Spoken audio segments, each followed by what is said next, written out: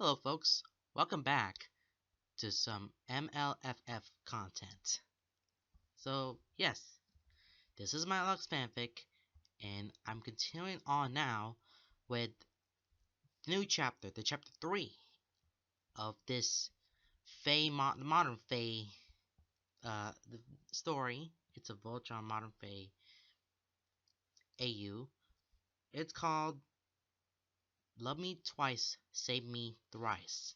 Picked up where I left off is that the Fae, Lance went to the summer court and he wanted to go back there to the court, the Fae realm again, and go to the court. But Keith wants to come inside, and yep, Keith had violated the rules of never have a contact with Fae at all. Never going to whatever going to. Yep, it's just a Fae fiction right now. A AU of a modern magic with Fae and stuff, and yeah, fairy. It's modern fairy.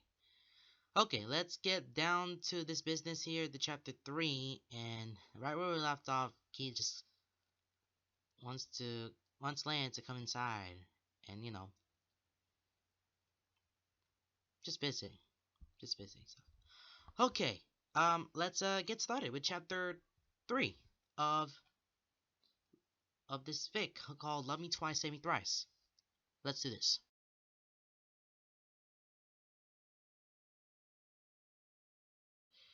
Chapter 3. Never dance with them. Time is a weird thing. It's so easy to section a life in the future into designated chunks of time. Months, years, decades. And yet, when you're living that life, it's so easy to get caught up in the daily grind that time slips through your fingers without being acknowledged. Can't see the forest through the trees. Keith is so wrapped up in the present that he doesn't realize it slipping by. Doesn't notice it streaking past him with a speed that feels dull to his senses. Doesn't realize that he is walking, jogging, sprinting towards a future that he's always been taught to avoid. A future where there are Fae other than Shiro as permanent fixtures in his life. His life is simple in the grand scheme of things, and he finds comfort in a routine. He wakes up, he does his morning workout, he plays with Cosmo, he goes to work, he goes home, he lounges on the couch, he trains with Shiro, he hangs out with Pidge, he walks his dog. These are the pillars of his daily life, his keystones. They're how he passes his days, how days turns to weeks, and they're still the same. But something has changed, because now Lance is part of his life. He now wakes up and checks his phone for texts, a little too eagerly and far too much disappointment if there are none. He does his morning workout, eyes alert and looking for Lance as he runs through town. He plays with Cosmo, listening for any vibrations from his phone. He goes to work. Sometimes Lance visits. Sometimes he brings lunch. He goes home. He lounges on the couch. Sometimes they talk on the phone. Sometimes he meets up with Lance, doing nothing but just spending time together as friends might. He trains with Shiro. He hangs out with Pidge, who teases him about being glued to his phone. He walks his dog with Lance through the park that he promises is safe. He doesn't know when it happened, but he doesn't think it was all at once. Small things that compounded over time. One small, subtle step, then another. Still, suddenly he can turn around and find that they've covered a far distance. Lan has somehow managed to bypass all of Keith's defenses, weaseling and sliding right into his life, making himself easily a part of all Keith's keystones, weaving himself into Keith's daily pillars, until he can't imagine his daily life without Lance, until time only seems to matter when Lance is there, until he finds himself simply waiting for time to pass enough for them to see each other again. He doesn't know how Lance managed to slip past his defenses, how he managed to slink right into Keith's life and make a place for himself without setting off any alarms. To the point where, even now when Keith realizes what's happening, he isn't worried enough to stop it. Because for some reason, he likes having Lance in his life. He can't imagine stopping it now that it's begun. He's helpless to fight the tide as it drags him under. And strange as it all is, he's happy. So he lets it happen, telling himself that if Lance truly is a threat, she would say something. Shiro's always been overprotective of Keith, especially when it comes to Faye. It doesn't matter how high of a Faye Lance is. If he was a threat, Shiro would say something. And that's the lifeline Keith clings to as he lets himself get swept away. Yeah, I kind of get understood with this one for pretty much a long time. So yeah, how it affected for Keith, because Keith's typical pillar is just, no, without Lance, it's a little fine, just get a little cycle. It's just a normal cycle. But when Lance comes on by, times gets a little different, and it gets affected on his cycle, and it'll probably add when more and more pillars in that it'll add more obstacles in the cycle, or more sections to put in the cycle. But he's still holding on to his dear life that he might get violated and bring him to the court, and I don't know what's going to happen. I don't know what's going on, because they want to claim someone, and that would not be okay for it to happen. Okay, let's just move on here. He doesn't realize how bad it's become until Shiro comes home one night to find the two of them sitting on the couch together. Keith sits with one leg dangling off the edge to the floor, the other bent and folded, knee resting against the back of the couch. He idly pets Cosmo, curled up in front of him. Lance sits behind him, legs crossed and sitting close enough that his knees frame Keith's hips. Not that he's noticed, or has been paying attention to the heat of that touch and the way his skin feels electrified. No, he's too distracted by Lance's fingers through his hair, nails scraping lightly against his scalp and sending shivers down his spine. Running gently and almost reverently through his hair as he detangles it, muttering under his breath about how far it's not fair that your hair is this soft when you do nothing to it, Keith. He's about halfway through braiding Keith's hair when Shiro walks in the door. Keith has been so wrapped up in the ease of it all, of getting out of work and texting Lance, of Lance coming over because Keith was too tired to meet him somewhere else, of lounging with Lance on the couch, of watching movies together, of Lance getting on a tirade about his hair and then insisting he braid it. It's just so easy. So easy that Keith doesn't think about it. He can't ever forget what Lance is, but the ease that he feels around him makes it easier to ignore. It doesn't feel like he's spending the evening with High Fae of the Summer Court. It feels like he's just spending time with Lance. A boy who's far too cute for Keith's own good, who makes him laugh and feel comfortable in his own skin and tugs at this part of himself that always feels just out of reach, and he doesn't realize how strange it is until Shiro's standing in the doorway, staring at them with wide eyes and eyebrows reaching his hairline, blinking slowly as his face goes blank in his surprise. Keith freezes, eyes locking onto Shiro, back uncomfortably straight as his heart beats against his ribs, and the nervousness shifts beneath his skin in a wave. Lance stiffens behind him. He feels Lance's legs tense, knees pushing into his hips. The finger in his hand stopped, frozen mid-braid. The door slowly clicks shut behind Shiro, but he still hasn't moved. His eyes slowly sliding between the two of them. Cosmo lifts his head, tail illy thumping against the couch, oblivious to the mounting tension. Then Cosmo slides off the couch, sprinting across the room to greet Shiro, knocking the wind out of him and nearly toppling him over as he leaps up on him. Shiro lets out a rush of air as he catches Cosmo, stumbling back a step. He chuckles as his hands run through Cosmo's fur, and the moment shatters. Keith relaxes, and Lance continues to raise his hair. "Hey, Shiro," Keith says, voice trailing on exhale. "Hey, Keith." "Lance." Shiro eyes them curiously as he pushes Cosmo away to kick off his shoes, stepping further into the house. "I didn't know you'd be here."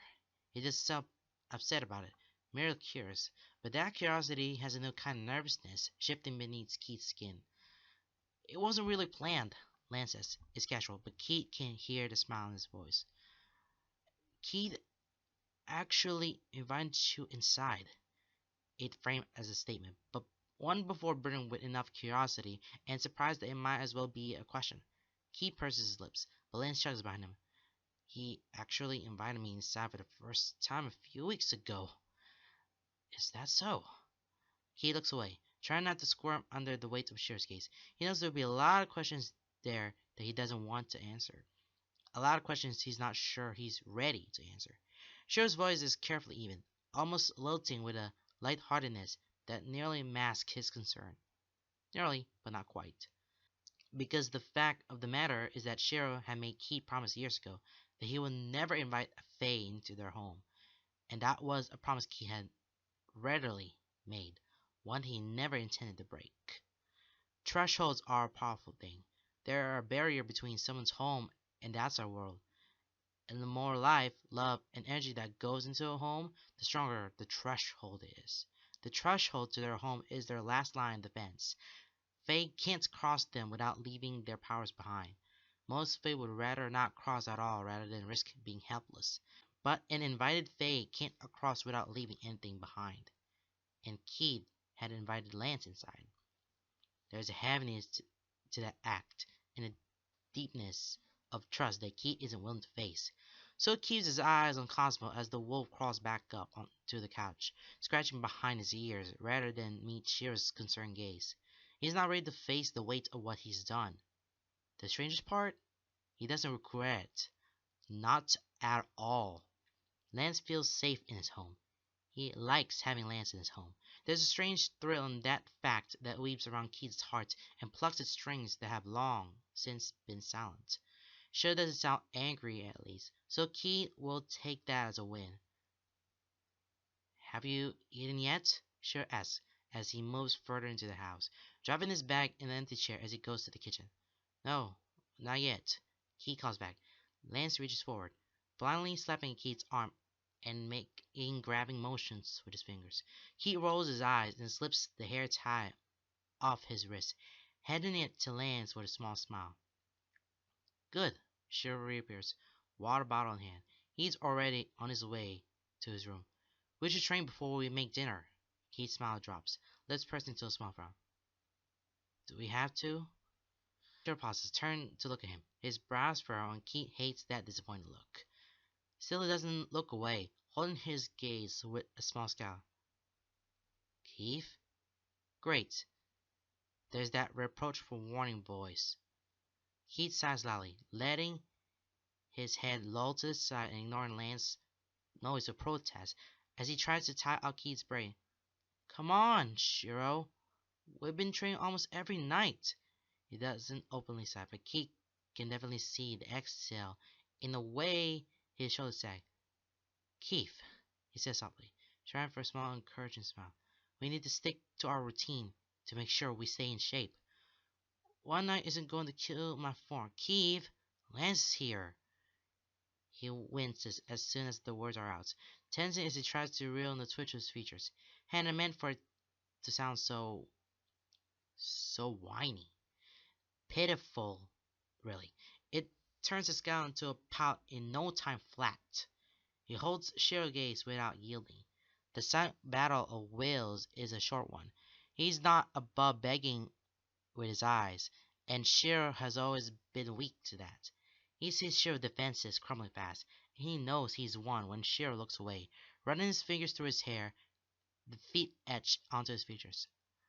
I guess one night off isn't going to hurt.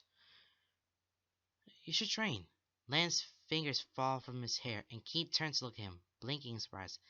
His hair feels strange pulled back like this, bangs out of his face, but he can't dwell on it right now. Not when Lance is sitting there, smiling at him with this small, apologetic look. Keith brows furrow, and he frowns and says, What? Lance's smile twitches a fraction wider, lopsided as he tilts his head, but it doesn't reach his eyes. The blue depths of those swirl, dark and gleaming, like churning midnight waters, giving away one of his secrets. You should train, he repeats, nodding towards Shiro. But he trails off, pursing his lips to keep the pitiful "you're here" from rolling off his tongue. Lance already leaning back, lounging against the arm of the couch in a show of ease as he prods Keith with his feet. Go on, get going. Keith shoved his feet away, reluctantly standing. I thought you wanted to hang out with me. It's meant to be a tease. He hates the dull ache in his chest. He thinks he sees it reflected on Lance's face, curved with that sad smile. I do, but this is more important. You need to get stronger. Keith frowns at that, something itching at the back of his mind, suspicion that trickles down his spine, taking root in his chest and refusing to leave until he says, But why? He looks from Shira to Lance as he watches as both of their expressions shift from open and comfortable to something more closed off, like slipping on a porcelain mask, easing their features into something they carefully crafted, but not quite equal. Living plaster, not a crack or seam in sight, perfectly sculpted to mirror what they want to be seen and hide the cards they hold close to their hearts. It's eerie to watch, sending a shiver down Keith's spine. They look so close to being human, but something's just off. Suddenly whispers otherworldly to the more subconscious part of his mind, an instinct deep within his genetic makeup that recognizes them as other. It's in moments like these that Keith can truly feel the chasm between them. When he really understands that no matter how much he trusts them, they're still Fae, and they have their instincts just like he does. Why is it so important? He asks when it's clear that they're holding fast to silence. His gaze fixes on Lance, narrow and stubborn. He's tried to crack through Shira's mask, but it never gives. Lance, though, maybe he can pry it off. Why do I need to train so much? What does it matter? But the blue depths of Lance's eyes have gone still. They've always swirled with color, like the multifaceted fractals of a gemstone turning in the light. But now they're still, flat and focused, reflective and eerily calm as a pond at daybreak. His smile is still in place, and his voice has the illusion of light-hearted emotion while still sounding hollow when Keith is used to the real thing. We just wanted to be prepared for anything.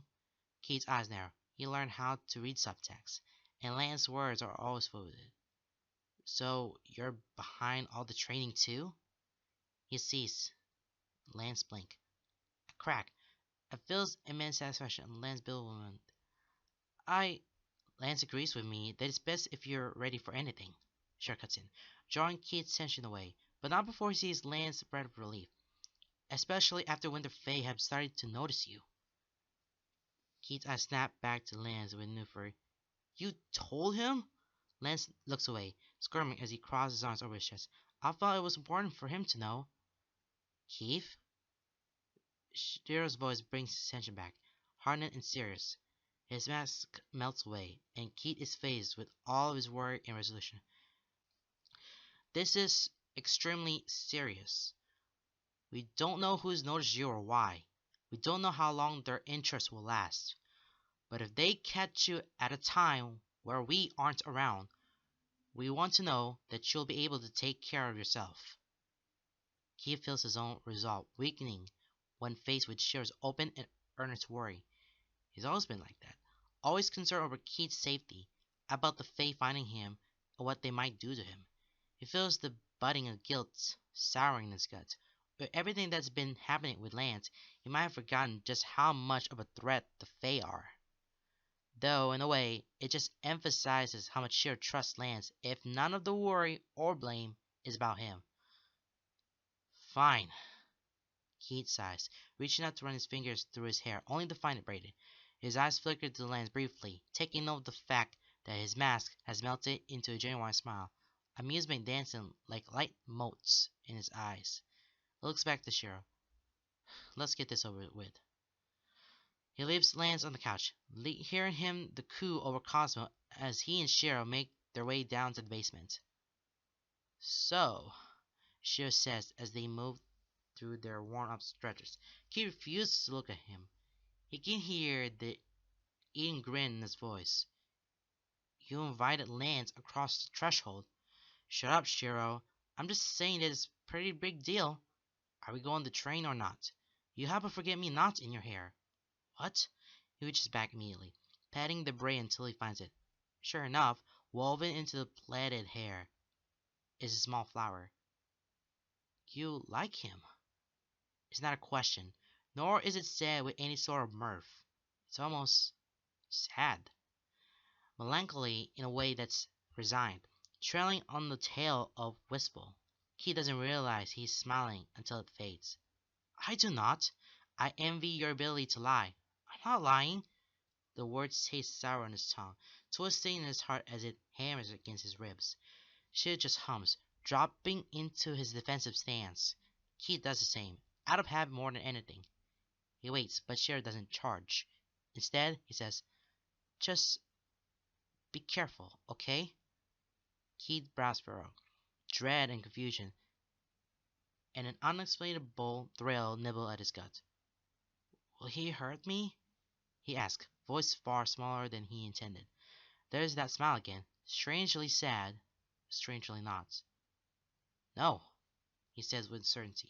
Before Keith could question him further, Shiro charges. Their conversation fades, laid to rest as overrun with the routine of training and the flow of hand-to-hand combat. But the remnants of it stay with him, echoing around his chest even after they finish, reverberating through his heart as he tries to regulate his breathing, climbing the stairs back into the main house. But Lance is gone. There's an ache in his chest, hollowed by the echo of silence and Lance's absence. He finds the forget-me-not lying instantly on his phone, and as he holds it gingerly between his fingers, he's reminded of the chasm between them. Because no matter how close he gets to Lance, no matter how easily the man has managed to ease into his life, the fact remains that he's still Faye, and Keith is still an Ironblood. Keith has grown up adamantly avoiding the attention of Faye, especially Court Faye. And Lance has grown up being told to avoid Ironbloods at all costs. It shouldn't be this close. They're a danger to each other. What Keith feels daring to bloom in his chest isn't supposed to last. Now, wow, this is a very good explanation of how should not be avoided. But Keith inviting Lance over to his house, and then Shiro shows up and saw both of them. Is like he's not shocked, he's not angry, he's just very worried. He's worried. He was worried that Keith might have to be very, very careful because I don't know what they're going to do to each other. Again, Fae are always dangerous to each other because if you get them very close by, they don't know what they want. And I don't know what they want. They might execute somebody. And that's the worst thing they could ever do. I mean, he is trying to protect Lance, but Shiro wants to know conversate about why. Why you're inviting Lance, but you invited Lance over into our house. So, and Lance saying no, and he really wants to stay with, hang out with Lance, but Lance saying to protect wants to hang out with Lance, and Lance said, "Keith, just go, go to your training with Shiro." Because he doesn't want to keep close to, because Lance doesn't want Keith to just be close to each other, and that would definitely be a problem. But now it's just Shiro and Keith talking about the awareness of it. Lance and Shiro, they both been aware of how what's going to happen right now with this war happening.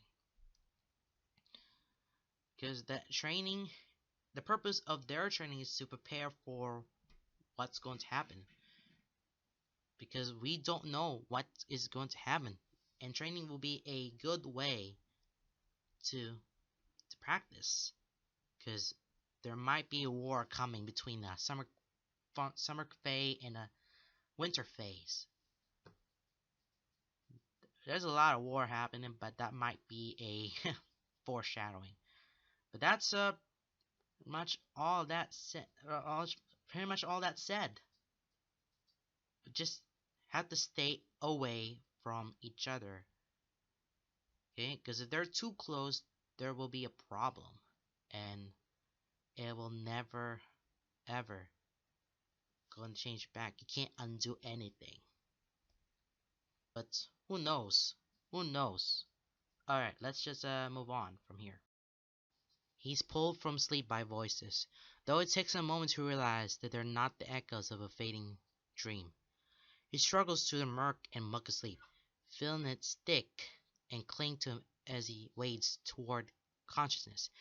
Everything feels slow and disorienting, and he finds himself staring at the ceiling before he's fully aware that his eyes are open.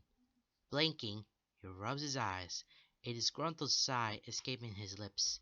His arms flop back down to the bed as he looks around, mind slow and blurring. He can still hear the voices.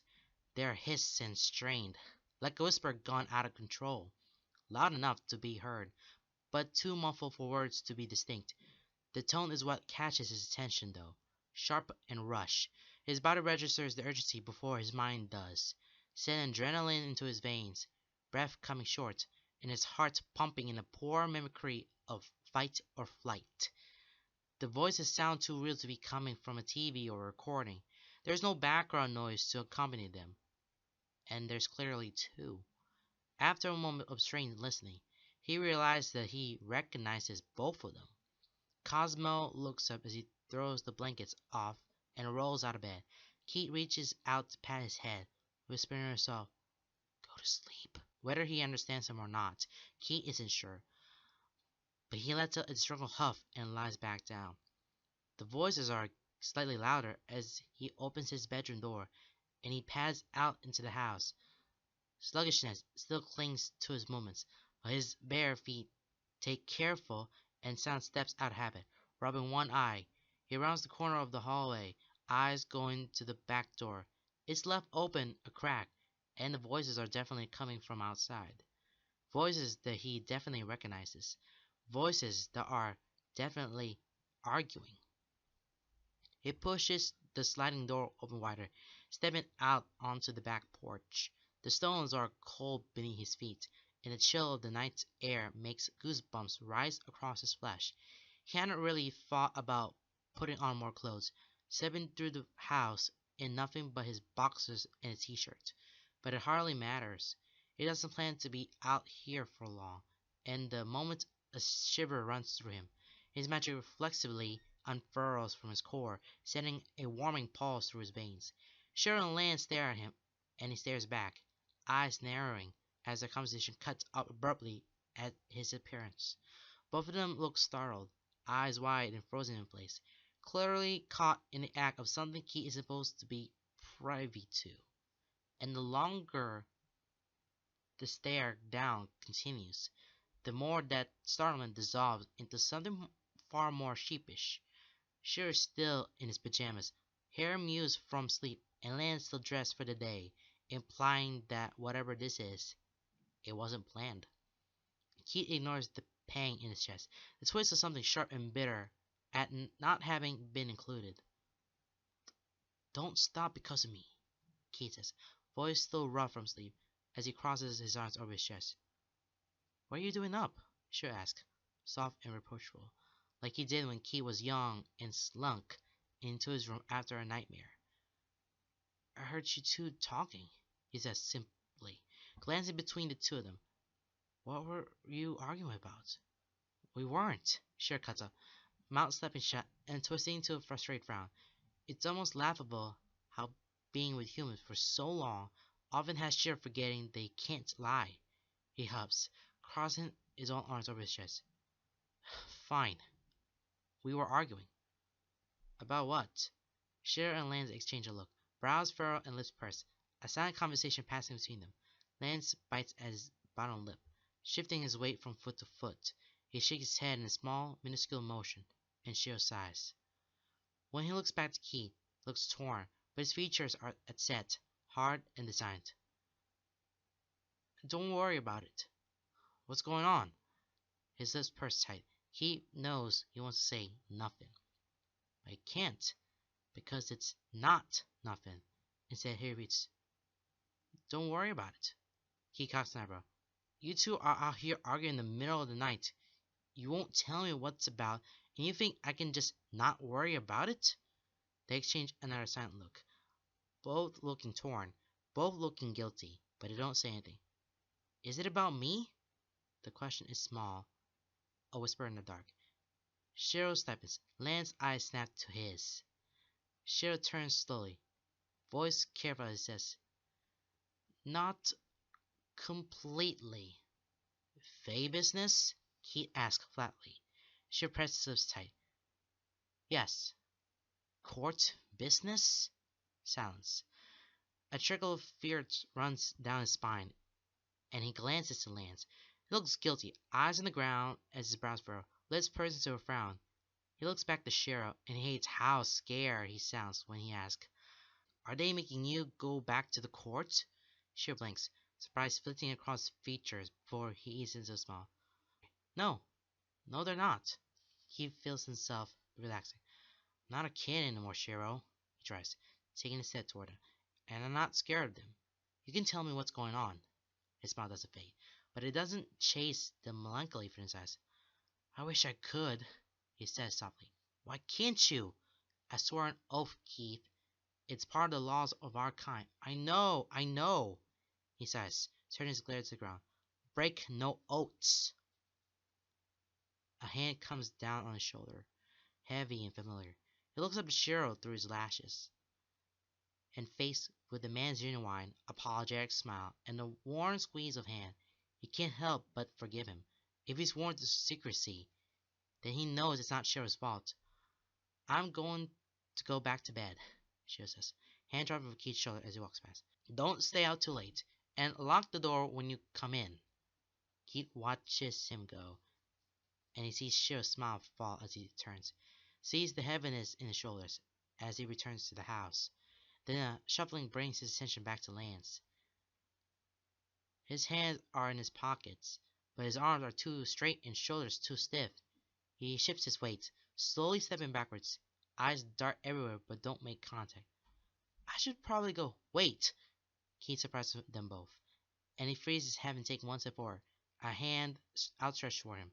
Lance's gaze shifts from his hand to his face, and Keith feels heat burn its way up to the back of his neck to settle on his cheeks. He's grateful for the darkness as he shifts back, moving his hand to run it through his hair as he looks away. "You could stay?" "Stay?" Lance echoes. Keith can barely hear him over the beat of his own heart. He shrugs. "Unless you were planning on coming by and leaving without seeing me." His smile is small and unapologetic.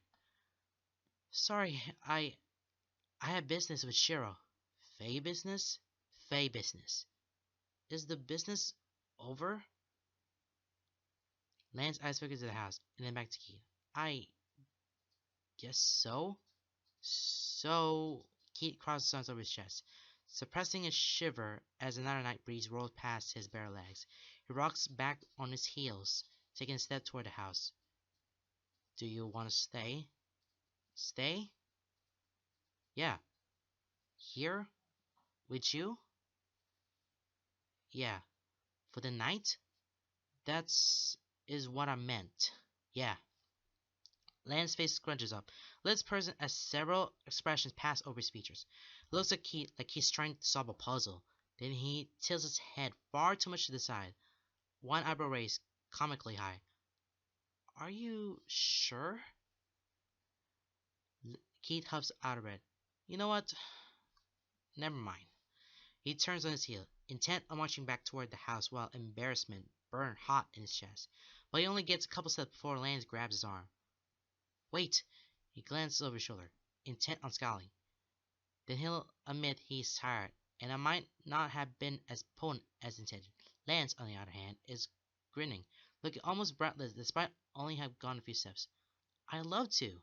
He's too tired to hide the relieved smile that tugs at his lips. He guides Lance into the house, locking the door before padding back down the dark hall into his room. The awkwardness of the situation and his impulsive decision is numbed by the late hour, and the sluggishness sleeping back into his veins as his adrenaline ebbs away. He sits back into bed with a yawn, and it's only once he's wrapped up in his blankets once more that he realizes Lance is still standing in the doorway. Looks like a ghost, a shattered fractal of a memory that doesn't quite exist in this moment, like it doesn't quite belong here in Keith's room. The look on his face, uncertain and fond, wistful and sorrowful, is haunting. He doesn't like it. He scoots backwards, lifting up an arm to pull the blankets back and expose the space in his bed, mumbling a soft, "Come on." That's all it takes to jar Lance back into the moment. He steps into Keith's room, crossing whatever veil had been keeping him separate. He bleeds into the space. No longer a ghost, but Lance. Here, and in the flesh. He looks around curiously as he sheds his jacket, draping over the back of Keith's desk chair. The shift in his glamour is immaculate and fascinating to watch. He looks towards Keith's bed slowly, turning in a circle as he takes in the whole of his room. His glamour shifts as he does so, subtle and without much direction. He wonders if Lance even realizes he's doing it, or if shifting his glamour is simply that much of an innate part of him. The clothes he wears shimmer in the moonlight seeping through Keith's blinds. They ruffle and shift as if caught in a breeze. A pulse of light runs through them, from top to bottom. As the shimmering light fades, new clothes appear in its wake. When it's gone, Lance is standing in the middle of his room, wearing blue silken pajamas with yellow accents, barefoot and oblivious as he looks over Keith's space posters. And Keith watches him, eyes rolling over the angles of his face, softened by moonlight. The soft curve of his lips, the tilt of his nose, the shimmer of glamour beneath his eyes whenever he turns. Lance's eyes dark as the midnight sky as he looks at Keith, those beautiful lips curling to a devilish smile, even as those eyes soften enough to take Keith's breath away. And Keith wonders if this is all just a dream. Lance crawls into the bed, and Cosmo barely stares. They settle under the blankets, bodies curl as they face each other. Keith is too tired to look away, even as his eyelids droop, and Lance doesn't seem inclined to either.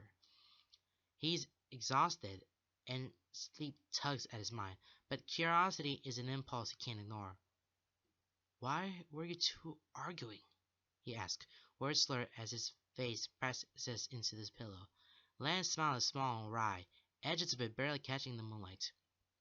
"We weren't arguing. You can't lie." He mumbles, eyes narrowing. Lance chuckles, curling a little more, until their knees are touching. He doesn't pull away. "I'm not lying. We weren't arguing in the traditional sense. We just had different opinions on what to do." Keith hums his understanding, eyes drooping further as he blinks. "What was the disagreement about then?" "Not the core business," he adds when Lance's nose wrinkles. "I know you won't tell me that, but you and Shiro, why did you disagree about?" Lance's eyes search Keith's face for a moment before looking down at the space between them.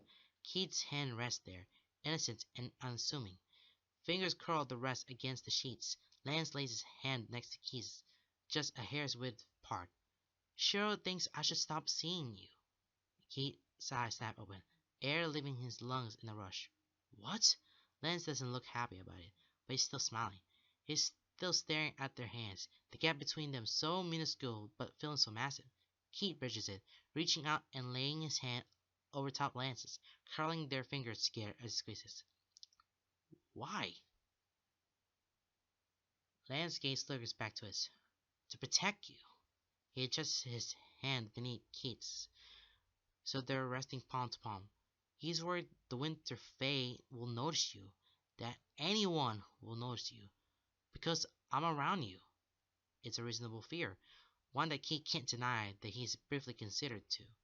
He doesn't want Fae to notice him, but Lance is a high Fae of the Summer Court. It won't be long till someone takes notice. But the alternative? Not having Lance in his life. It twists his gut painfully, sharp pain radiating throughout his chest. That hollow deep inside him aches at the thought, bone deep and palsy. He curls a little more, pushing his knees to Lance's, curling in on the ache in his chest. He doesn't look away from Lance, voice low and full of a desperation that he knows he'd be ashamed of in the light of day as he says, Promise me you won't leave. Surprise flits across Lance's face, leaving his expression blank in its wake.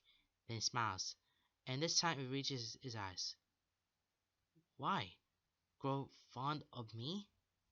Keith's fingers tighten on Lance, eyes staring as he repeats, sharper and harder, voice low and brimming with fire. Promise me.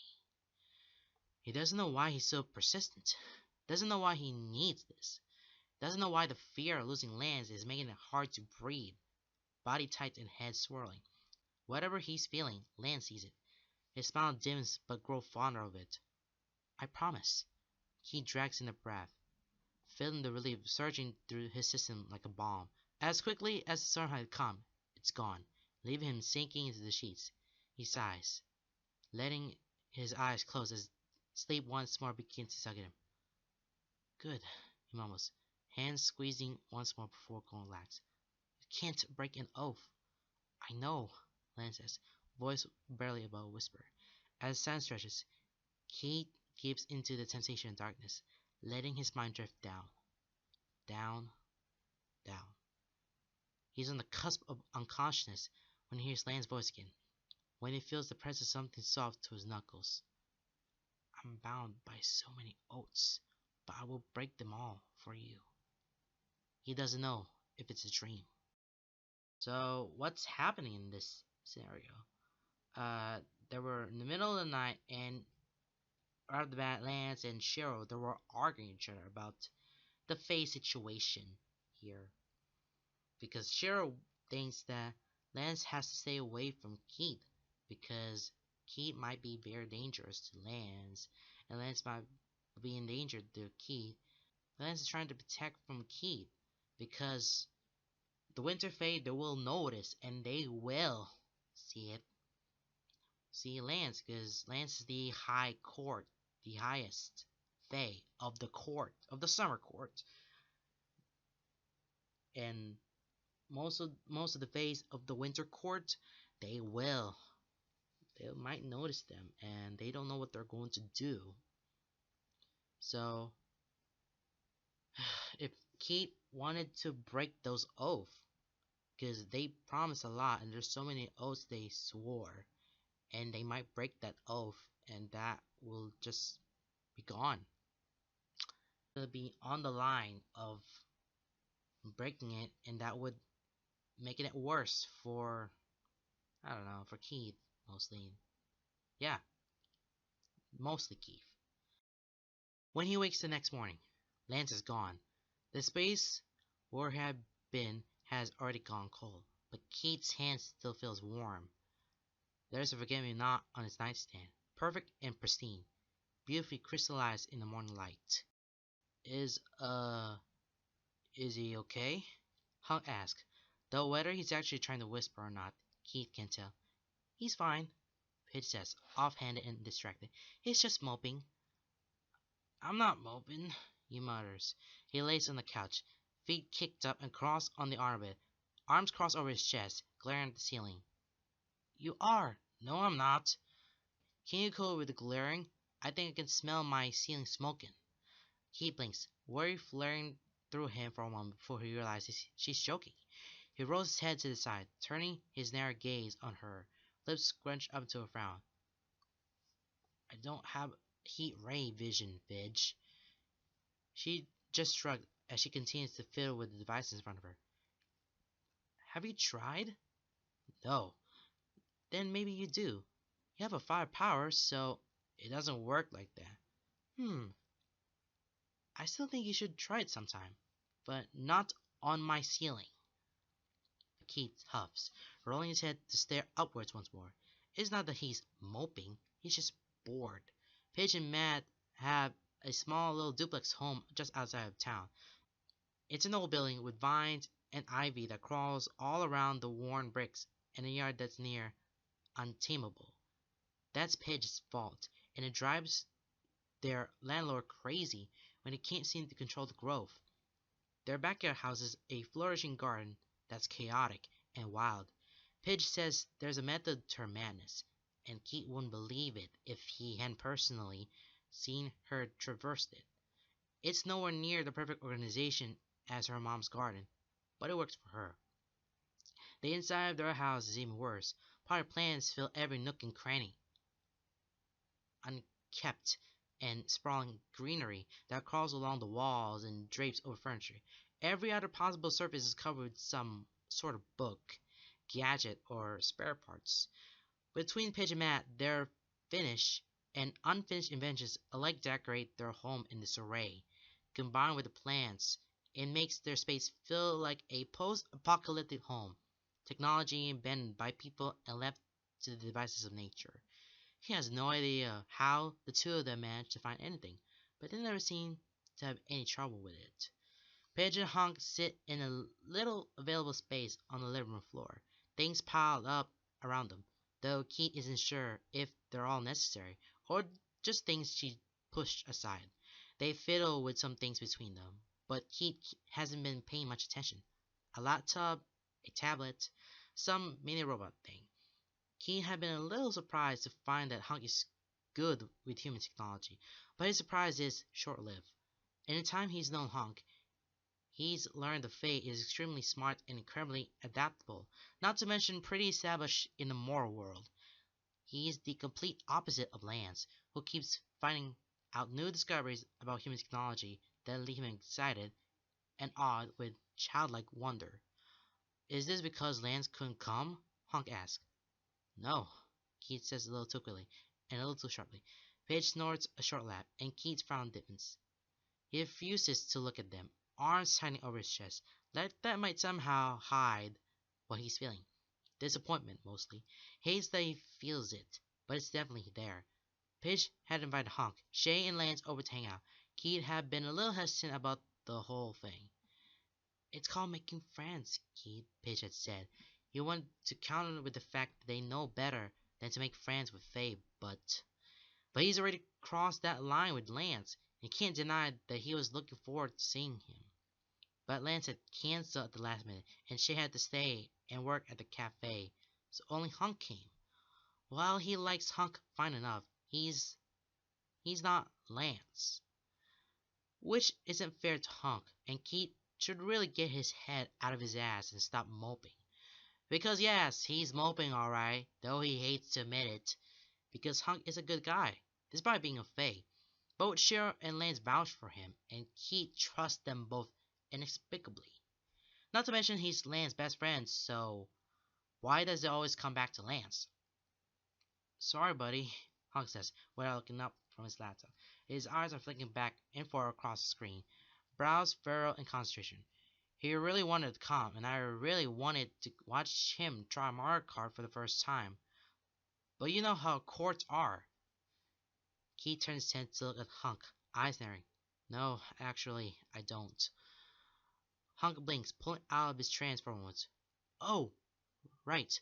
He glanced at Keith before giving him a sheepish smile, lifting one shoulder in a shrug. Well, they're pretty demanding.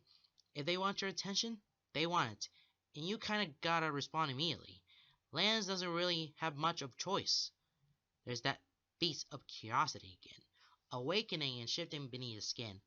Keith uncrosses his arms, pushing himself up onto his elbows and get a better look at Hunk. But you do? Hunk laughs, suddenly bubbling.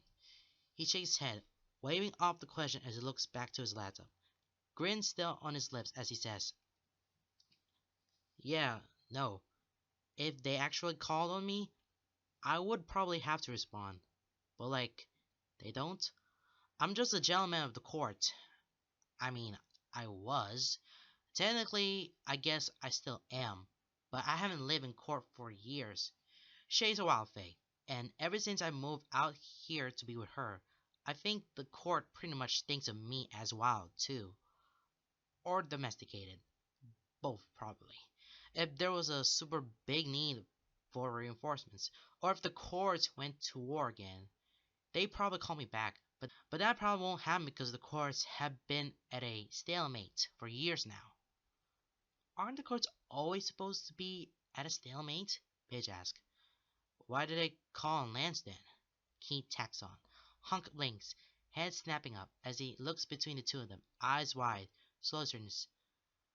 I, probably should be telling you guys this stuff. But Pidge is already leaning forward, eyes locked and fixed, and Keith is slowly sitting up, dropping his feet to the floor and leaning forward to rest his elbows on his knees. Too late, Pidge says. You might as well spill now. I really shouldn't be telling you about court stuff. Honk stresses, eyes pleading. Pidge doesn't budge. Where's the harm in it?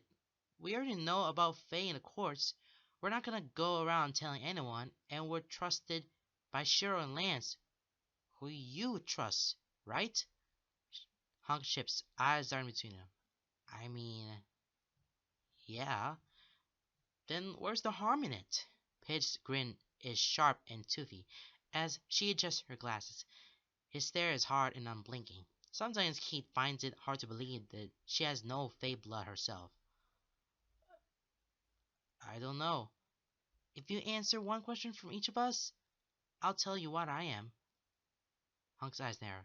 You're just a human. Paige leans forward, chin tipping downward. Am I? Hunk frowns, staring Paige down, but Keith can see his curiosity getting the better of him. Finally, he sighs, shrugs something. Fine. One answer, and you tell me what you are. Deal, Paige says, a little too eagerly. Hunk lifts a finger, eyes on the key. But that's only for Paige. I want something from you, too, if you want to answer to your question. Hunk is grinning now, eye sharp, and Keith feels himself squirming under the weight of that gaze. Hunk's eyes shift, shades of gold flashing through the fractals of brown. Hunk is powerful enough that his glamour isn't always obvious. But right now, Keith can't ignore the shimmer that coats his skin, reminding him exactly what he is, and reminding Keith that he's definitely not supposed to make deals with Faye.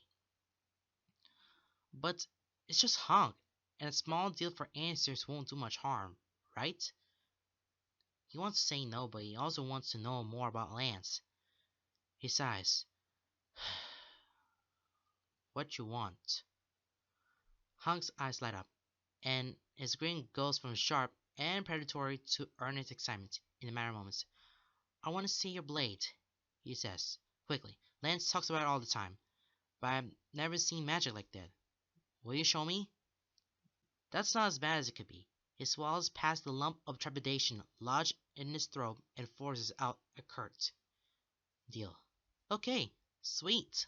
Hunk crosses his legs, hands on his ankles as he stands up straight, practically rocking back and forth as he looks between the two of them. Who's first? Me. Pitch throws hand in the air. Aren't the cards always supposed to be at a stalemate? Why did you make it sound like that's a new thing? Hunk lets out a long breath, rock stumping as he slumps. Okay, yes. We're supposed to be at a stalemate, I guess.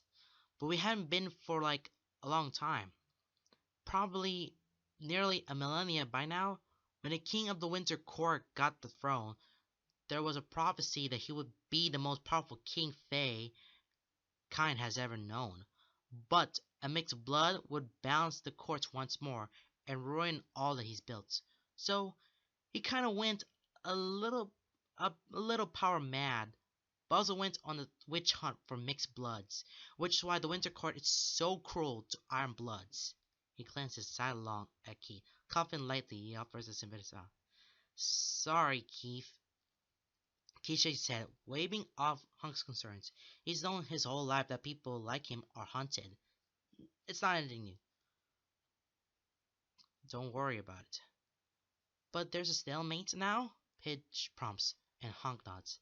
Yeah, without their knight, the Winter Court can't assassinate anyone from the Summer Court. So they pretty much at a standstill. What happened to their knight? Hunk shakes his head, pointing a finger at Pidge. Nope, I answered your question. Now tell me who you are. Pidge scowls, and for a moment Keith thinks she's going to keep pressing with questions.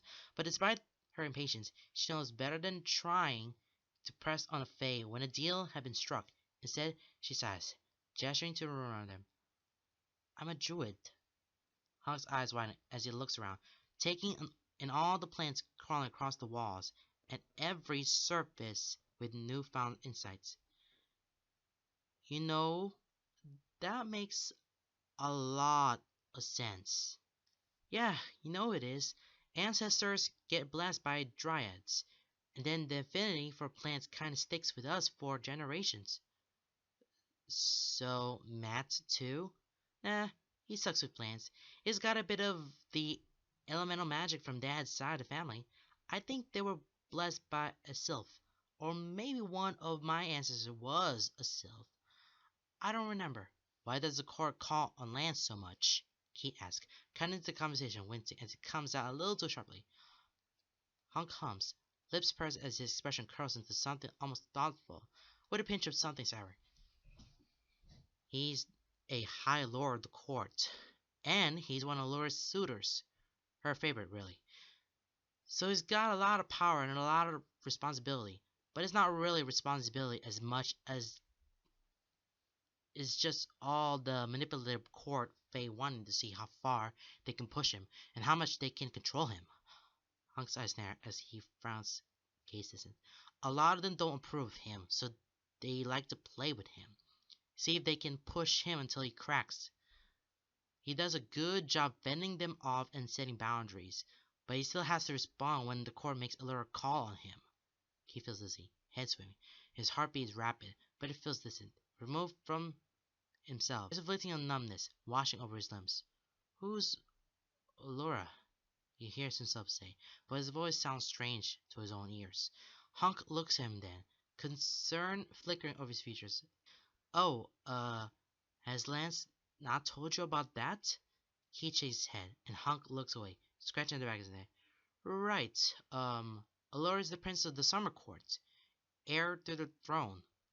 Oh, his chest tightens, and he's not quite sure he remembers how to breathe. Something hot and sour twists in his gut, sickening and searing him from the inside out. Lance is a suitor of a Fey princess, her favorite. He's courting a princess. So, about your blade, Hunk says so carefully that Keith thinks he might be trying to distract him on purpose. It works. Keith clings to it in an attempt to ground himself and keep himself from spiraling away. He takes that heat churning in his gut and redirects it, fueling it to heat in his veins, feeling it surge through his chest and down his arm.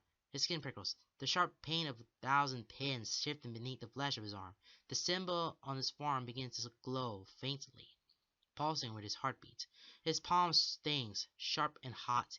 He grits his teeth against the familiar pain as his dagger pushes from his hand, blood boiling and rolling.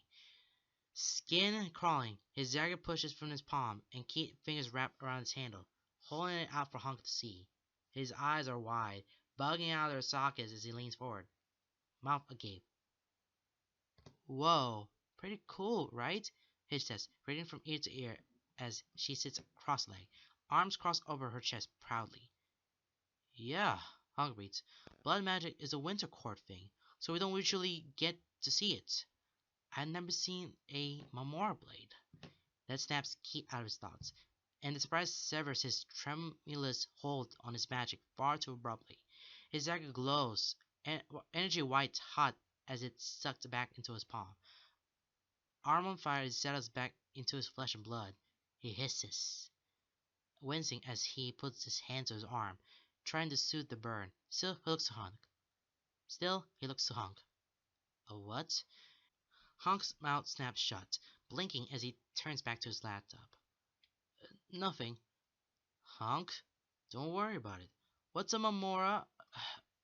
So, Pidge, about human magic, he says, loudly and abruptly. Pidge goes, how many times do I have to tell you?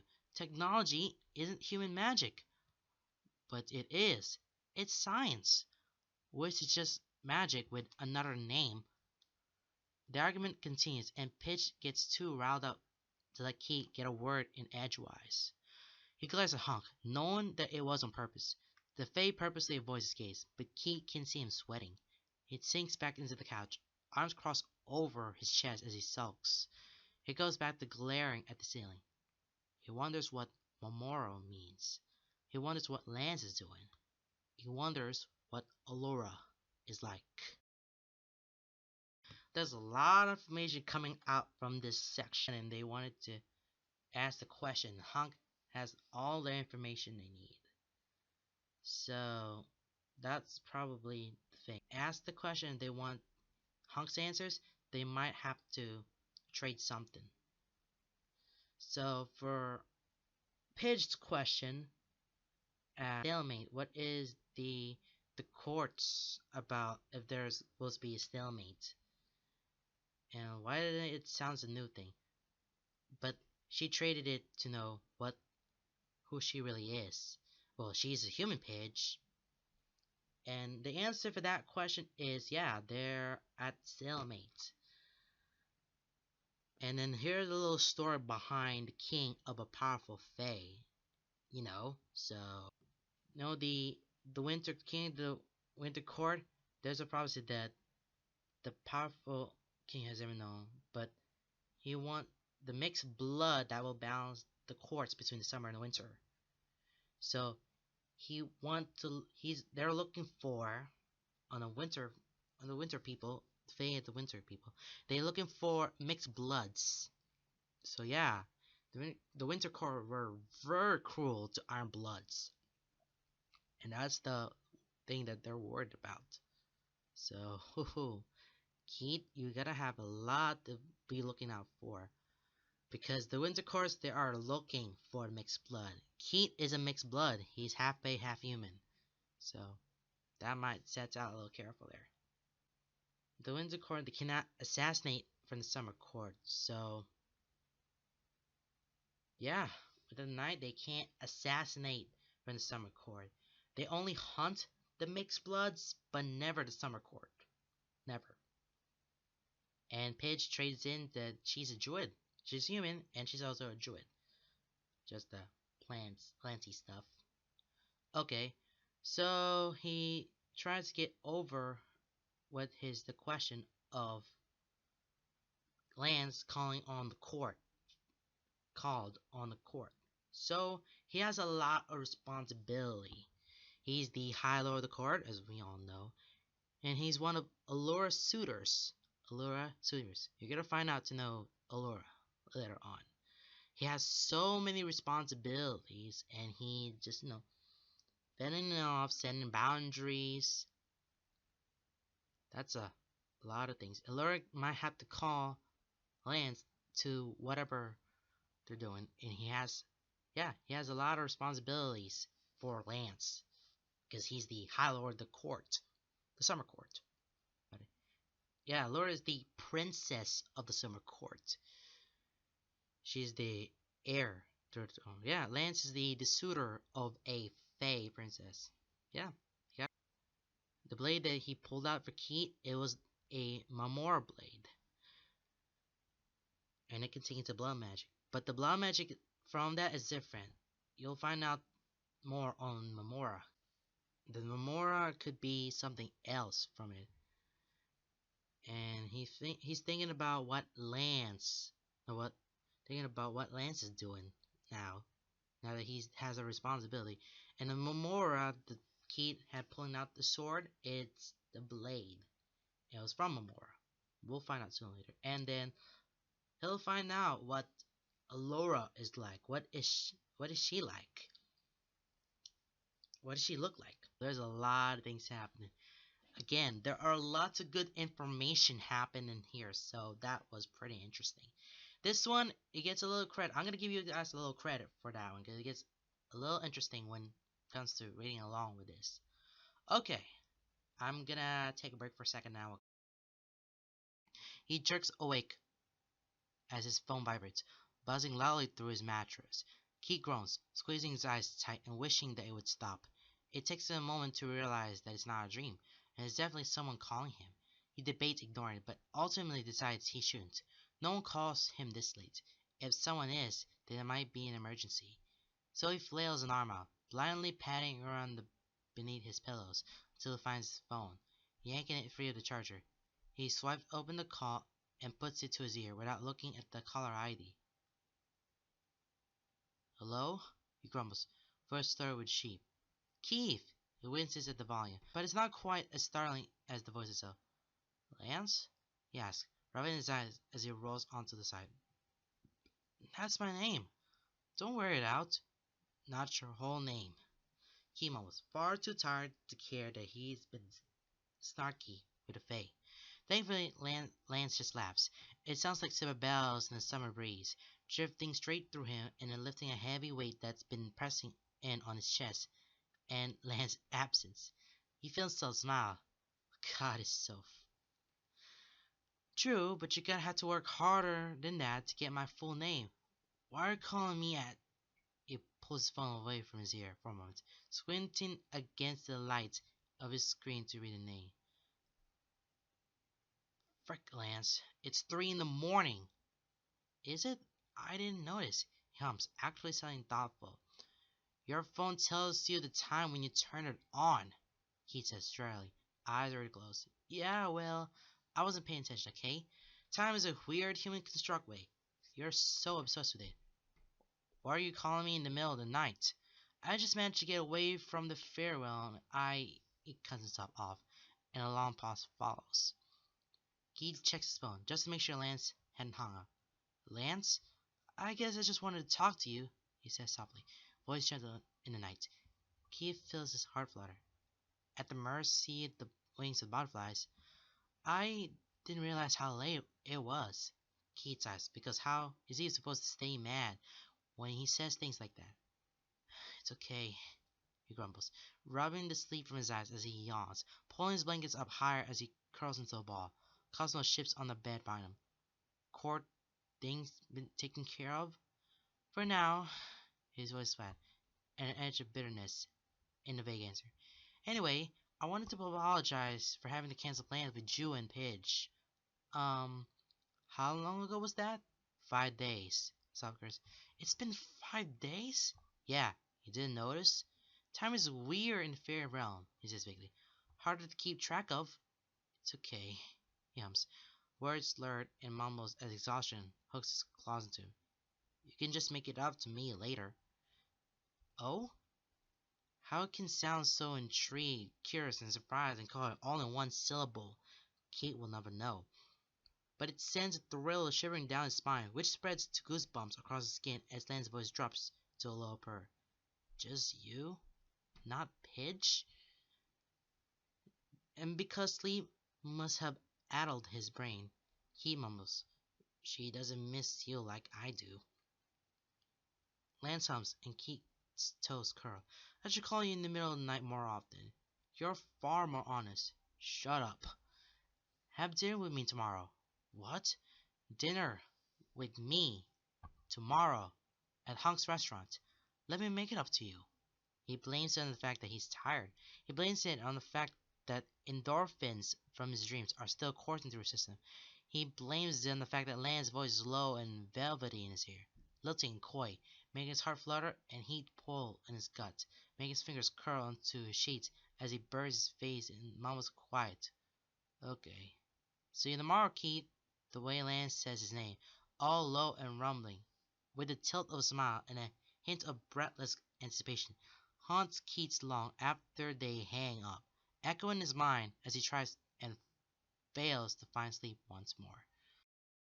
Night calling Keith. I mean, the time's weird, and it's been 5 days since all that happened. It's timeless. We don't know what's happening. I don't know what time would make it happen, but he missed it. But he wanted to. Lance missed it, and he wanted to make it out to you at take it to Keith at Hunk's restaurant tomorrow for dinner. For the dinner. You know, just to catch up. You know. Okay. So, what are you going to wear for your date? Paige asked, from where she's lying on his floor, tapping away at the phone she holds over her head. It's not a date. He's sitting on his bed, leaning against the pillows piled on the headboard. Cosmo curls up next to him as he busies himself running his fingers through his fur while staring at the empty canvas on his iPad. Plan was to work on some tattoo designs while he waited for the day to pass, hoping it will distract him for dinner with Lance. The plan is failing spectacularly, especially when Pitch is lying on his floor, reminding him exactly what he's trying not to think about. Sounds like a date. Not a date, she humps, skeptical as she says. Dinner at a fancy restaurant? Sounds like a date. We go have dinner all the time. So do me and Shiro. Those aren't dates. No, but you don't have a big gay crush on us. I'd have one on Lance either. She snorts, nearly choking on the laugh that bubbles up her throat past her lips. Yeah, sure. Keep telling yourself that. He glares down at her. He's Faye. And you're half Faye. I don't see the problem. The problem is that's not gonna happen. Oh, so the problem is you can't date him. She yells as he throws a pillow at her, knocking the phone out of her hands and causing it to fall on her face. Ow! She rubs her nose, glaring as she props herself up on an elbow to throw the pillow back. He catches it easily. That hurt. You deserve it. He smirks. She rolls her eyes and lies back down, flopping her arms over her head in her usual boredom pose, phone sitting on her chest. So, what are you gonna wear? I don't know. Looks back down at his iPad, sketching a few lines just to seem busy, hoping that something will come to him. Gonna wear something fancy? He doesn't look up, but he lifts an eyebrow. Why would I do that? Because one, it's a date, and two, because Lance is a high fae in a royal court, and you want to impress him. Keats goes, one, it's not a date. Two, Lance never wears anything fancy. He feels the small curve of his smile, and he can't quite beat it back down. Despite Lance's ability to change his glamour to wear anything he wants, his clothes are always casual, with that average oversized jacket. Do I need to point out that you're smiling? It goes, shut up! Anyway, I don't think you should wear something nice. If only because Hank's restaurant is a nice one. I don't have anything nice. Lies! You dress nice when I drag you to my parents' fancy parties. He frowns. She has a point. He does have some clothes that would be considered nice. Maybe if he paired a nice top of pair of jeans, he could look good without going overboard. Not that it matters, because it's definitely not a date. Lance is courting a Fae princess, and this dinner is just friends. Hey, what's this? He turns, surprised when he can't see Paige anymore.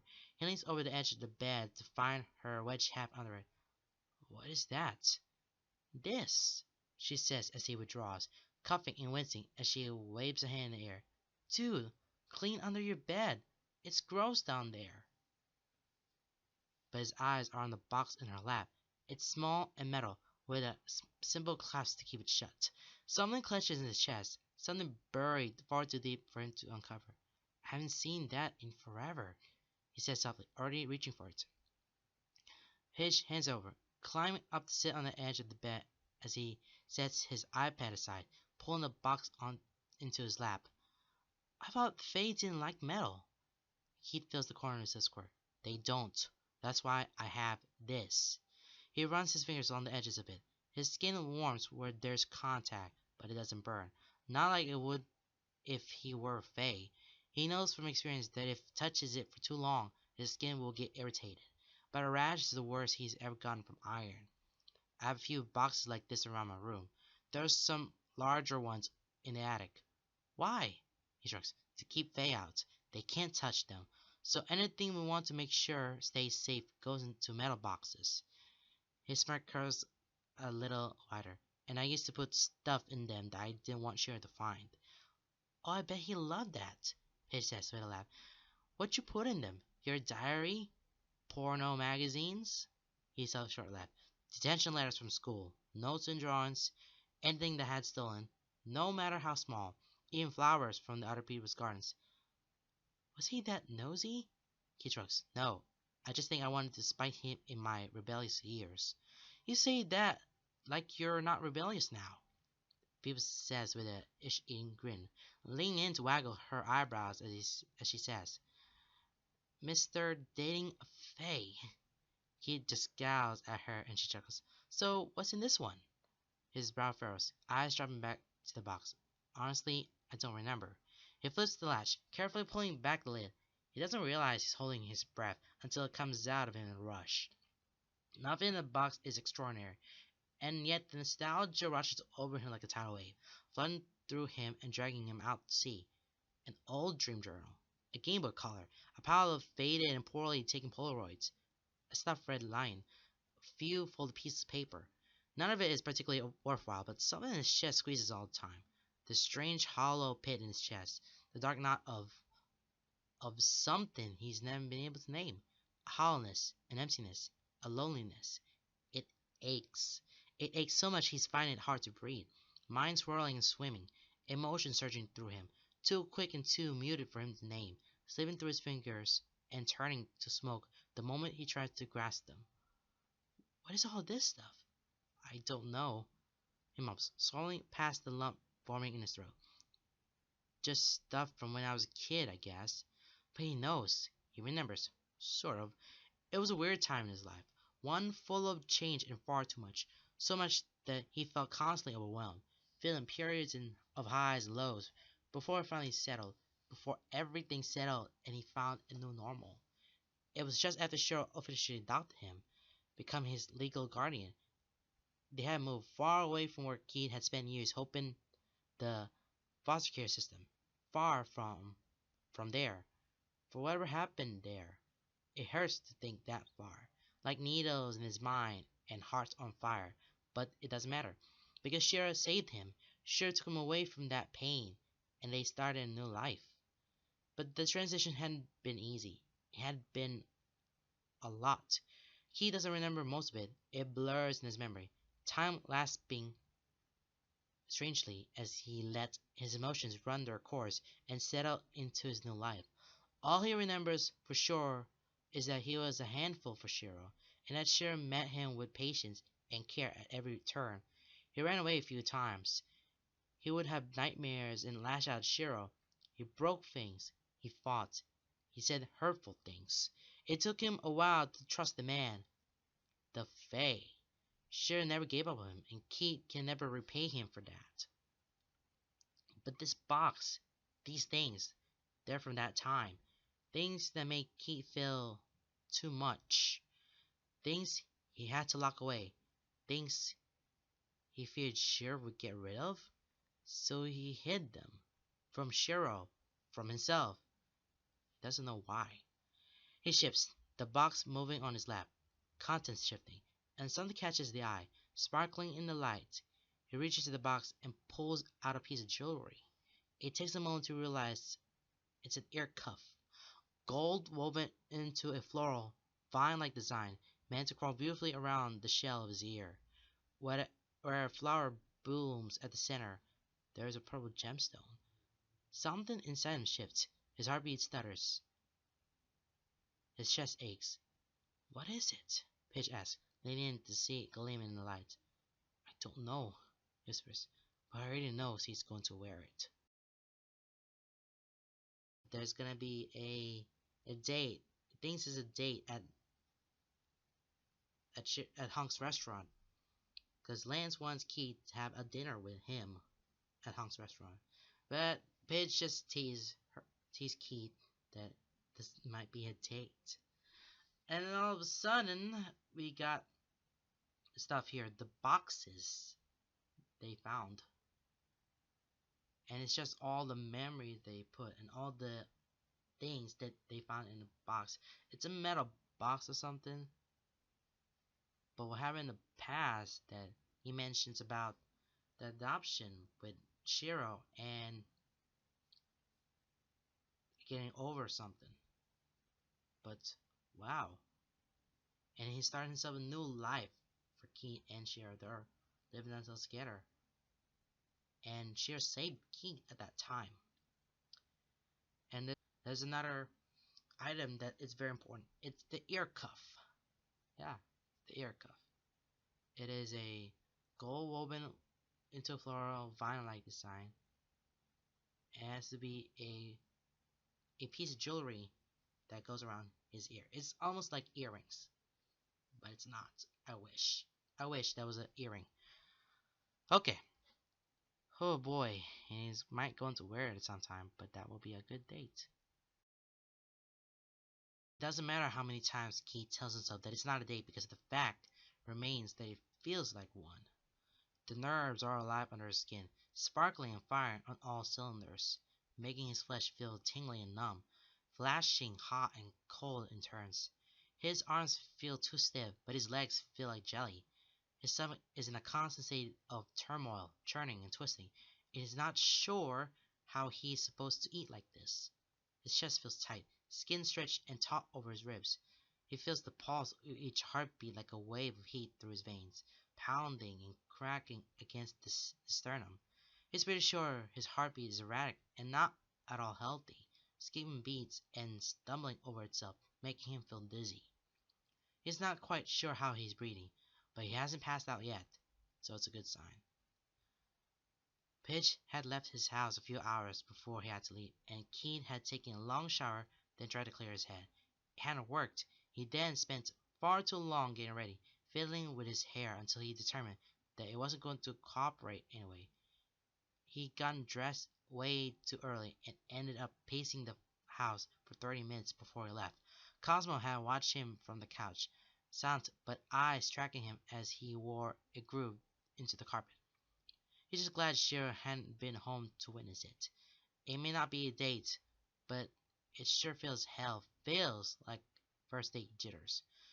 As he pulls into the parking lot of Hunk's restaurant, he feels those nerves spike. Anticipation coils hot and tight in his chest. If after he turns his bike off, he has to sit there for a moment, helmet in his hands, trying to remember how to breathe. It's only when he feels eyes on him that he decides he's probably sat there long enough. He shoves his helmet in the compartment and locks his bike up, shoving his hands deep in his pockets as he makes his way quickly across the parking lot. He keeps his head down, eyes darting around beneath the shield of his French. As he steps through the doors, he feels a new sort of panic spike in his chest, sending waves of ice through his veins. There are Faye everywhere, working the front desk, moving around the room as waiters and waitresses, sitting at the tables. He freezes just inside the doorway, eyes darting around, sweeping across the room as he takes in all the shimmering glamours and the ghostly features they barely hide. Faye. So many Faye. There are humans, too, sitting with and amongst all the speckles of glamour. He knows that Hunk Restaurant is open to both human and Fae patrons, just like Shay's Cafe. He just wonders if they know. The humans. Are they here as prey? Are they here because they passed by and decided to give the place a chance? Are they here because they, like him, have a not date with a charming Fae Lord? Oh god, he's dizzy again. Keith! His head snaps up, and he breathes a sigh of relief when he sees Hunk standing with the hostess behind the front desk. Good, familiar Hunk. With his wide, warm, welcoming smile that instantly puts Keith more at ease, settling his blazing nerves to the mere embers. He steps around the desk, arms wide as he approaches Keith and pulls into a hug. Welcome, man. This is your first time, right? Keith awkwardly returns the hug, taking a moment to lift his two stiff arms. Yeah. I've never been here before. Hunk laughs warmly, pulling away from the hug, but wrapping the arm around Keith's shoulders as he steps beside him, gesturing to the room. Well, this is it. What do you think? It's nice, he says, surprised that he means it. When he moves past the room full of Fae dressed in silvery glamour, he can actually appreciate the place. It's wide and open, dressed in rich, earthy colors. Pillows fill the room, elaborately carved and embedded with crystal lanterns. Tables fill the center space, boots pressed into the walls. The ceiling is domed and high, covered in paintings. Really nice. Thanks, man, Hunk says with a grin, free hand on his hip as he looks around. I put a lot of work into this place, and I'm glad it paid off. So, where's Lance? He asks, because despite looking over the room several times, he hasn't seen him. Oh, he's in the back. Come on, I'll take you to your table. In the back? Yeah, we made sure to reserve a private booth for you guys. He assents the sentence with a wink before pulling away, but offers no further explanation. He gapes at his retreating back, feeling his heart skip and stutter through its beats again. Not a date, not a date, not a date. He hurries after Hunk, trying to mold Insa casually into his shadow, To avoid the curious eyes of the Fey patrons as they pass, Hunk leads him through a door and down the hall that's lined with doors on both sides. These are our private booths, he says, gesturing to the doors. They are magically soundproof, and only those who reserve the room and my staff can open the doors. That's pragmatic. Hunk nods, a small smile on his face, whimsical and proud. Yeah, 'cause see, the whole point of this place is to bring people together. Fae from different courts, court Fae, and wild Fae. Even Fae and humans. Food makes people happy. Good food makes them happier. More amiable makes good memories. I wanted to have a place where I could bring people together. All people. With food as my weapon. We offer private booths so people can eat together without their glamours, without having to show everyone. Building trust, you know? That's really dangerous. Goes against the natural order of things. Actually, a really good and considerate idea. He's not sure if he agrees or not, and the idea of the humans and Fae mingling out in the main room still has his stomach twisting with the discomfort of the awareness he has been forced to bear for his entire life. But he can't deny that he wouldn't mind if things changed. Hunk paints a really nice picture of acceptance and camaraderie, and though it's unrealistic, Keith kinda likes it. Actually, really awesome, Hunk. His grin widens. Yeah, I think so too. He stops in front of the door, turning to face Keith as he gestures to it. It's also useful in situations like this, where Lance wants to take you out, but doesn't want to risk anyone seeing you with him. 'Cause, keeping your identity low key and everything. Taking you out, not a date. He isn't there, Hunk says, when Keith doesn't move. When Keith glances at him, he winks again, and Keith feels heat surge through his veins to the back of his neck, threatening to spread out onto his face. Good luck.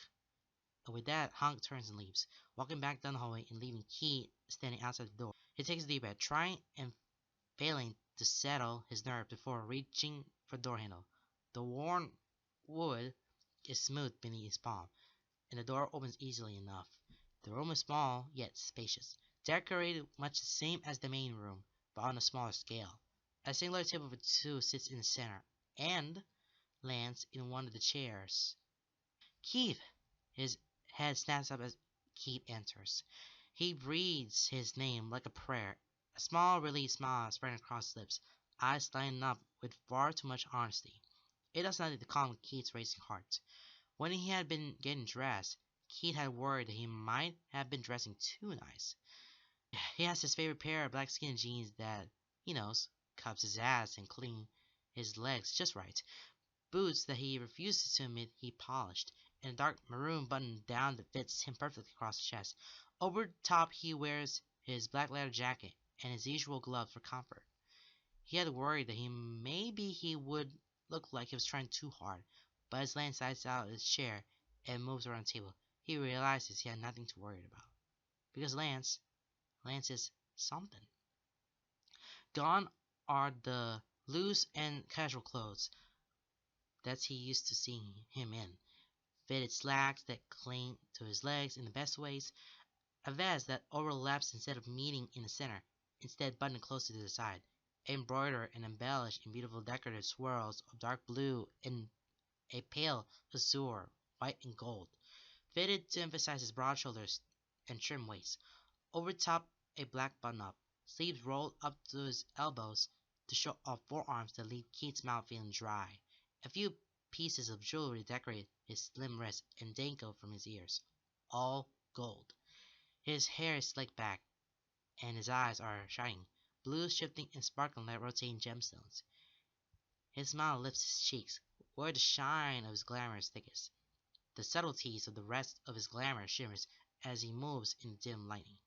He's far too busy trying to remember how to breathe that he's not prepared for the moment, and Lance wraps him up in a hug. You made it, Lance says, a voice low sigh that tickles Keith's neck and sends shivers down his spine. He finally gets his body to cooperate, wrapping his arms stiffly around Lance's waist and marveling at how he feels. Of course I did. I said I would, didn't I? Lance pulls back then, but doesn't quite let him go. His smile has shifted to something softer. Yes, but you can break oaths. Keith lets his lips tilt into a small smirk of his own. Doesn't mean I will. Lance guides him to the table, going so far as to pull his chair out for him with a small bow. Keith snorts a short laugh, and rolling his eyes and allowing himself to smile, which only makes Lance smirk. Amusement dances in his eyes.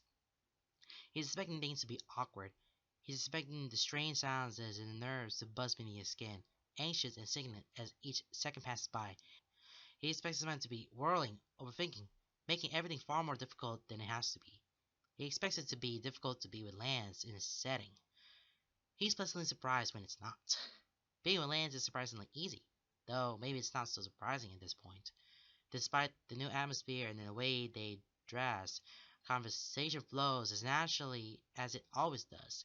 Lance's familiar smile, the mischievous gleam in his eyes, his mannerisms, they put him at ease, settling the crawling anxiety into a soft and gentle buzz, a buzz that's far warmer than a chill of panic. His stomach has settled, but Lance's laugh still makes it flip. He feels like he can breathe. But when Lance leans forward, chin tilted down to say something in that low, coy voice of his, Keith is still left breathless.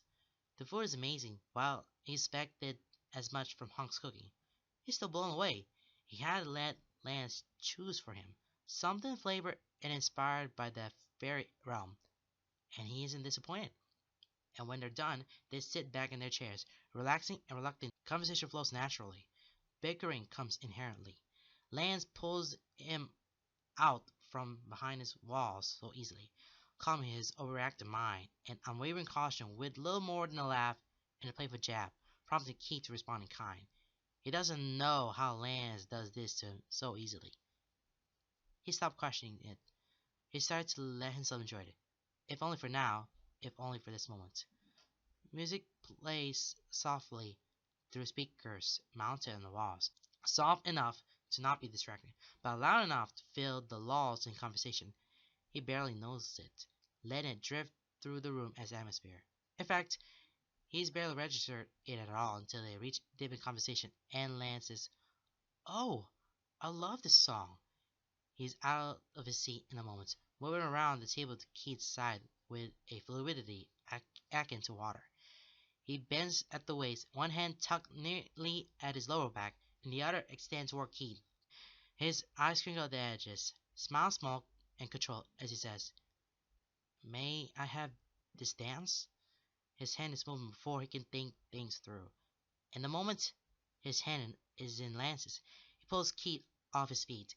He whirls them round into an open space in the room, taking out Keith's hand delicately in one of his and wrapping the other around his waist, resting it at his lower back, applying just enough pressure for Keith to feel the warmth of his touch as he pushes Keith close to him until their bodies are nearly touching. Nearly, but not quite. Keith's hand settles on Lance's shoulder, but he doesn't have time to feel awkward before Lance is moving, guiding them easily through the movements, swaying to the rhythm of the song. And despite the fact that Keith isn't far from graceful, Lance makes him feel like he's floating in the air. And as he hums softly under his breath, easing Keith through the movements with kind patience, standing tall and proud, holding him closely but respectfully, Keith is reminded of the fact that Lance is court fay. No matter how casually he usually dresses, and no matter how playful he is, no matter how enraptured he is by human life, and how ridiculous he looks when he pouts, he's still a high lord of the summer courts. Keith feels both awed and intimidated all at once, swirling together in a chaotic cocktail that has his heart twisting and his palms sweating beneath his gloves. "I'm not supposed to dance with Faye," he says to break the silence, and the tension that's building in his chest, to distract himself from the buzz in his veins and the heat radiating from Lance's body. From as cold as the air feels around Lance, he feels like he's on fire where they touch. Lance smirks small, dancing more in his eyes than on his lips, voice coy as he says, "I'm pretty sure you're not supposed to go on a date with them either." That catches on Keith's heart, tugging on strings that have been wound tight all day. He can hear his pulse in his ears, feels the heat at the back of his neck, feels the warmth flood and pool in his guts, twisting and erupting into a dozen butterflies that flutter around his chest. So, this is a date. He breathes, not quite trusting his voice. He knows he's staring, probably gaping. Lance listens to mine. His smile curls wider, head tilting to a little to the side as he says, voice slow and lilting playfully, "If you want it to be." He does. The realization sweeps through him on the wings of butterflies, light and fluttering, sousing his nerves with a sudden and eerie sense of calm acceptance. He does. Unfortunately, the calm doesn't last long, because there are other things that chase away the peace, crawling from the shadows of his mind to whisper the things that he'd rather forget. Like the fact that Lance is a Fae, like the fact that Lance is a High Lord, like the fact... What about Laura? Lance happens, their dance pausing for just a moment before the sway continues. It's so subtle and minute that Keith might not have noticed had Lance had not been holding him close. How do you know about her? The words are presented casually, but there's an underlying awareness that feels like icebergs in the night. Hunk, he says simply, to which Lance makes a soft scuff, muttering bitter. Of course, Keith shouldn't push, but he does. He needs to know, if only for his own peace of mind. He needs to know what this is, what this means. He said you're one of her suitors. I am. Lance's voice is cheerful and controlled, but at least he doesn't try to deny. So, you're courting her? He means it as a statement, but it comes out with enough uncertainty to be a question. Lance hums, head tilting from side to side as his lips purse, nose scrunching up in the way they shouldn't be adorable, but undeniably is. I guess, officially, I am, he shrugs. It's what we tell the courts anyway. Though there's an understanding between us that we're not wholly serious about it. Why? Another shrug, a sad smile, defeat in his voice as well as resignation, but there's a lightness to it, one of acceptance and vague amusement. Allura is an old friend, and as irritating as this arrangement can be sometimes, it benefits us both. Keith's brows furrow, eyes darting around Lance's face. He's trying to read between the lines, and he thinks he understands, but he needs to be certain. So you're just friends, Lance confirms, head tilting as his smile widens just a fraction. Keith feels his own smirk tug at his lips, small and fragile, daring and echoing the hope that he feels bloom in his chest, an ember that dares to glow. What would she say if she knew you were here?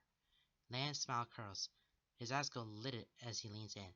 The hand that at Keith's lower back applies more pressure, pushing their chest past that small gap until their bodies are flush. His lips are by Keith's ear, red hot in his skin. He chuckles, and Keith can feel it vibrate through him. She say that I'm being foolish and reckless. His voice pitched low, sending shivers down Keith's spine.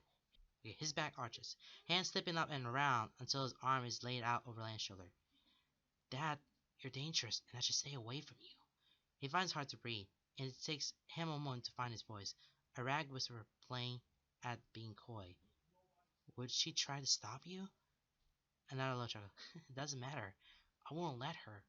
Let's go. Keith's hand to run his fingers through his hair, pushing it back from his face and tucking it behind his ear. The hand pauses, fingers delicately running over the golden ear cuff that Keith had forgotten he puts on. What's this? I found it today, he says absently. The smell of salt and sea fills his nose, of the smaller embers and smoke on the beach, of fresh rain on the field of wildflowers. Lance is overwhelming, but he can't bring himself to step away. Found it in a box under my bed. Where'd you get it? Lance asks, absently trailing a finger along Keith's ear. Smile soft and eyes distant as he stares at it. Keith shrugs, distracted by the drag of his chest against Lance as shoulders rise and fall. I don't remember. Pidge says it looks like it's of fairy make, so it might have been my mom's. Maybe, Lance hums, tapping the jewel once more before his hand falls, once more scooping up Keith's. He doesn't know how long they stay like that, swaying to the music that fills the room. He lets his eyes drift close, leaning into Lance's hold. Lance hums softly, and Keith is lulled by the vibration he feels through his chest. Their heads press together at the temples, and while it's a shame he can't see Lance's face, He's glad the Fae can't see his. He's afraid his expression might mirror whatever is growing in his chest. The snap and spark of something deep inside that cold, dark hollow. The flicker of an ember that glows, dim but steady in the darkness. The song Lance sings, the sound of his voice as he hums them. He's positive that he's never heard it before. Fae music.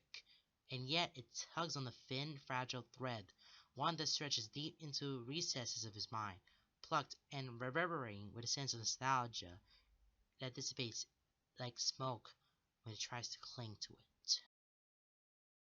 My gosh, wow, that that is a this it gets it gets this gets more interesting, guys.